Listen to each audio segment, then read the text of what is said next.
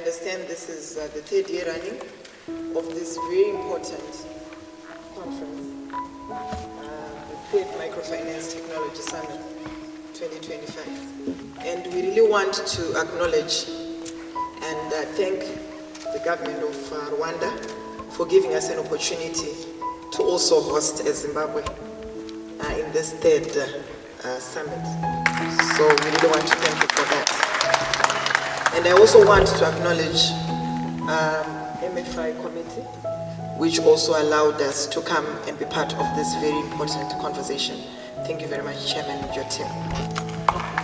I've been tasked here to present on the role of government in developing a sustainable data protection and stable cybersecurity ecosystem.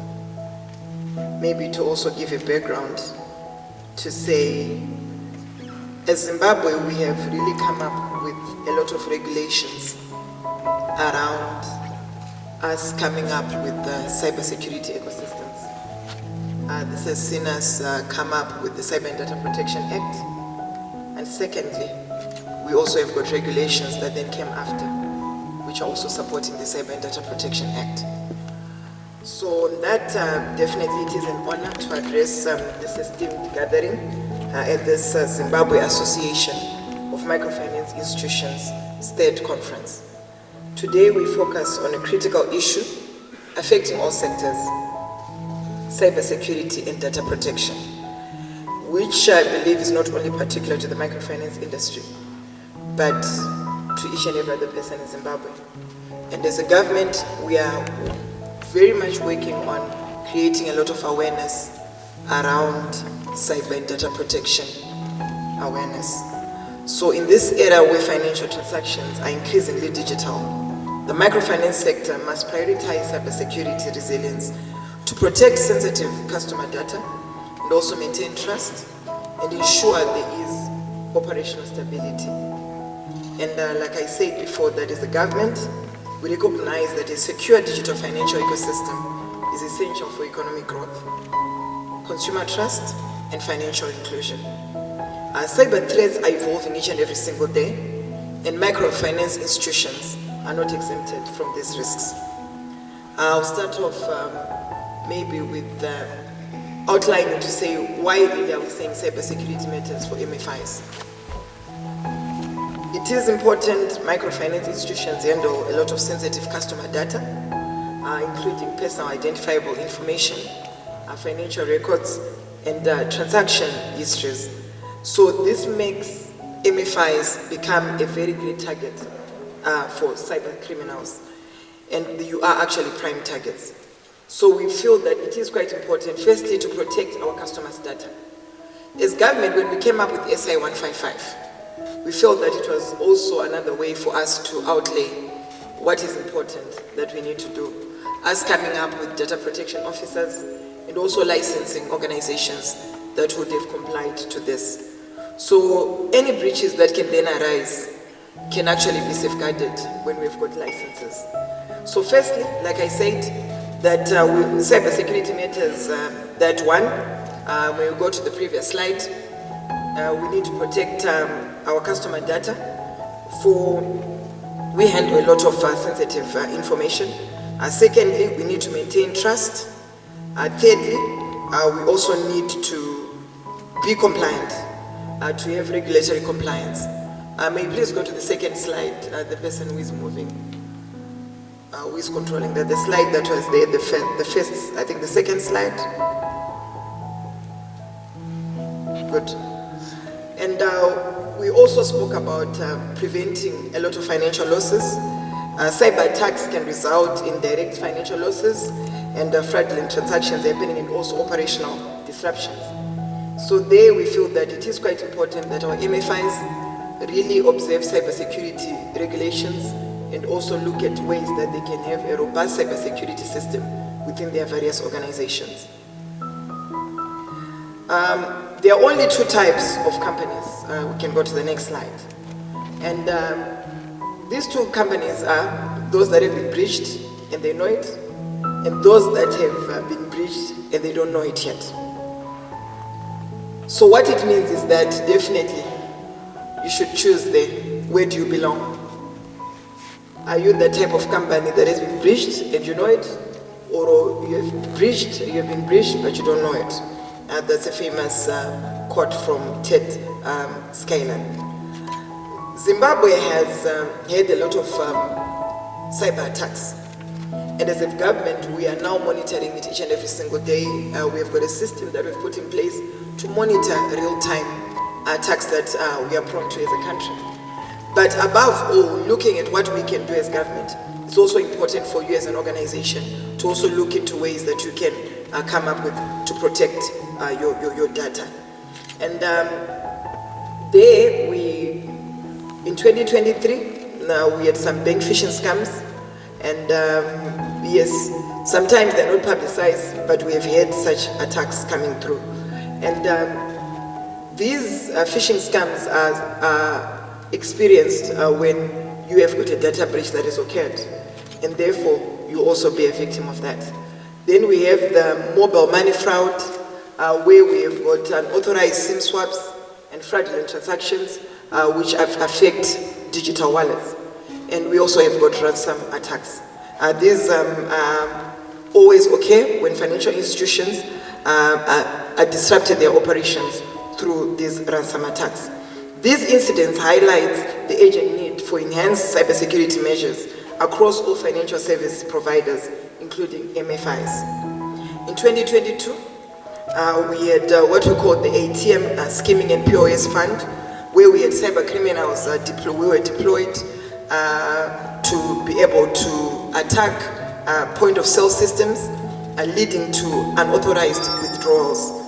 And I'm sure you all know of the Bangladesh bank heist, which occurred in 2016, where hackers stole 81 million via SWIFT system vulnerabilities. And in South Africa, we also have got the post-bank breach in 2022, where fraudsters exploited weak internal controls, leading to massive financial losses. Roland Kotler said cybersecurity isn't a one-time investment, but it's a continuous commitment. And as government, we've realized that there's a lot that we need to do in order for us to secure our financial ecosystems.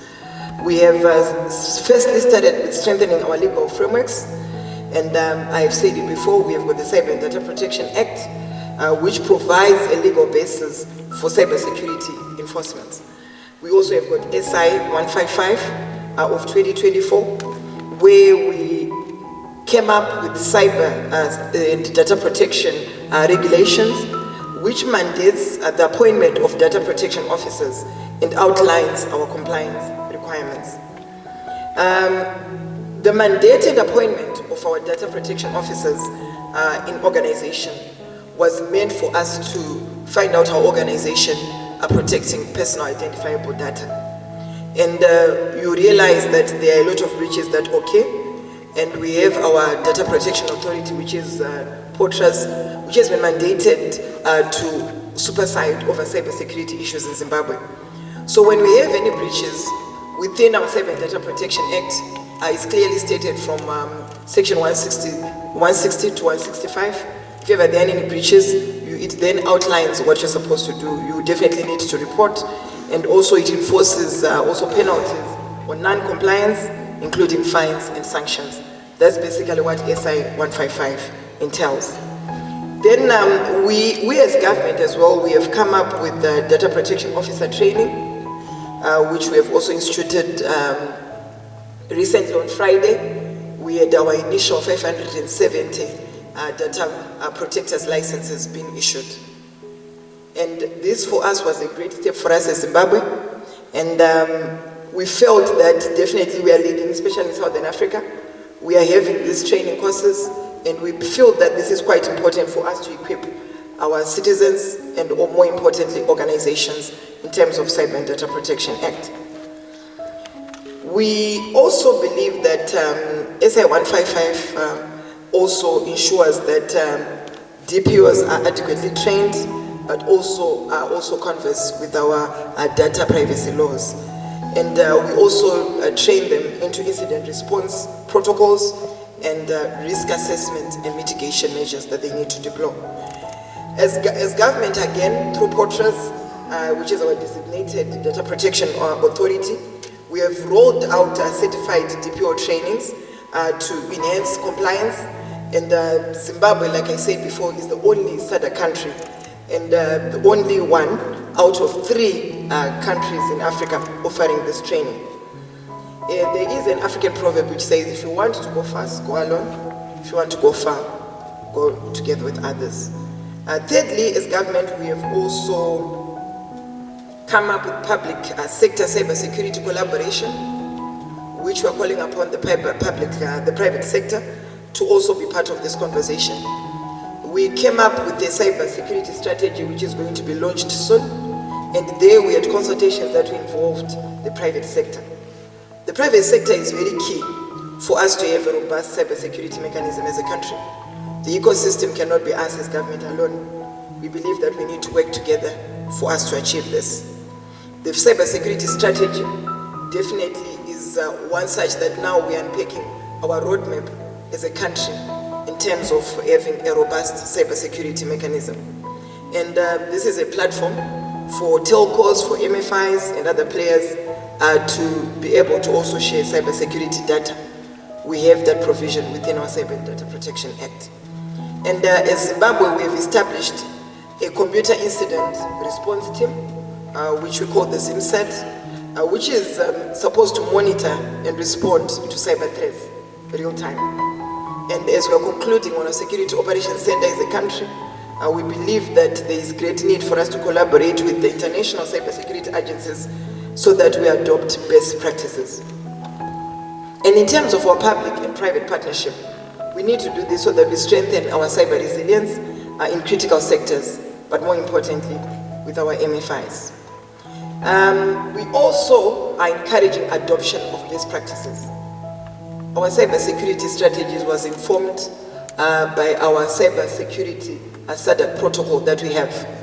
And this alone means that it's not only entailed to what we do as Zimbabwe, but we also look at what other countries are doing and also adopt the same, so that we don't need to continuously reinvent the wheel or then find out that we've got a system which is not in sync with other countries. So definitely, as a country, we feel that it is quite important for us to adopt best practices so that we'll do well. And we feel that there is need, especially for MFAs, to have a multi-factor authentication for all transactions and to have regular cybersecurity audits. We feel it's quite important that we have this, and also to have encryption of sensitive data in storage and transit. This is what we think all MFIs should then be able to also do. As I go forth, I would really want to look at what other jurisdictions have also done. Just to applaud what Rwanda has done, I also went on and researched about it in relation to our MFIs. But above all, I think it is quite important that when you look at the digital revolution, what is it that is important that we need to do for us to go forward? As I look to the call for action, I'll be quite specific to what Rwanda has done. Yes, Rwanda has come up with various initiatives, which I think as Zimbabwe, we also need to adopt. And considering that this is the 3rd year running of the summit, we believe we're going to see a lot of this also coming through. According to what I had and what I researched, I found out that Rwanda has got a system which is called Umtangua Finance, which has migrated to cloud CBS, where you realize that we they slash loans processing time from 3 days. They slash the operating times from 3 days to 2 hours, and reduce default rates through automated reminders. I think it's important that we come up with core system modernization in cloud banking within our MFIs. Let's find out ways that we can do for us to really adopt digital systems. Secondly, we have got India. India has got what is called Annapurna Finance, which they use cloud tech systems to disburse loans. We hope we'll be able to see this coming to Zimbabwe as well. Now, secondly, we also add that there is the mobile first field operations, agent banking, and mobile apps, which are there, where we have digital loan applications, and I think this is quite needed, and we'll also be able to have There's also a system which is in Kenya, which is called Musoni Bank, where they are having paperless MFIs, where they use mobile tools to serve 300,000 plus clients. And there's also a system about alternative credit scoring, where we feel that the MFIs can lend to thin files clients using non-traditional data. Here we're talking about algorithmic scoring, and thereby we're analyzing mobile top-ups, utility payments, and mobile money cash flows. There's also the seamless payments via mobile money integration. We are hoping to also see this also coming to Zimbabwe. And of course, blockchain. Blockchain, definitely, we are not supposed to be left behind as a country. Let's see ways that we can really enhance our systems to make sure that we've got efficient and transparent systems coming up. In Rwanda, I heard that they've got what they call Banshian, which is a Kigali-based fintech solution, where they use blockchain to secure smallholder farmer loans via digitized land records. And in Philippines, they've got what they call the Philippines Card Bank, where they reduce fraud by 40% using blockchain-based land registries. So in a nutshell, as government, as we are concentrating more on coming up with digital literacy measures, we realize that it is quite important that you as MFIs, you find out ways where we can work together in terms of digital literacy. This is quite important. We have quite a lot of platforms that we have. Recently, we have launched the 1.5 million coding program, which trains people into AI fundamentals, data science, to just mention a few.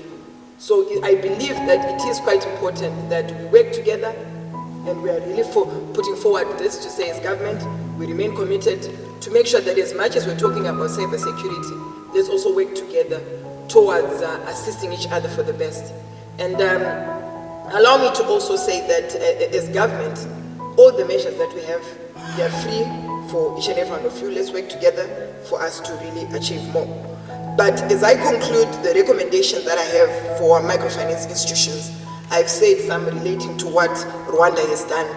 I feel firstly, let's see yourselves appoint and train a data protection officer, SBSI 155. Secondly, let's conduct regular cybersecurity risk assessments. Thirdly, let's invest in secure digital infrastructure. Fourthly, let's educate staff and clients on cyber threats in terms of phishing, social engineering, and all that. And fifthly, let's collaborate with regulators and law enforcement on cybersecurity reporting.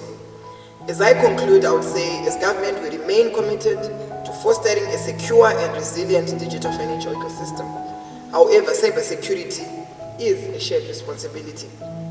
By adhering to data protection laws, investing in security training, and adopting best practices, Zimbabwe's microfinance sector can mitigate risks and build trust in digital financial services.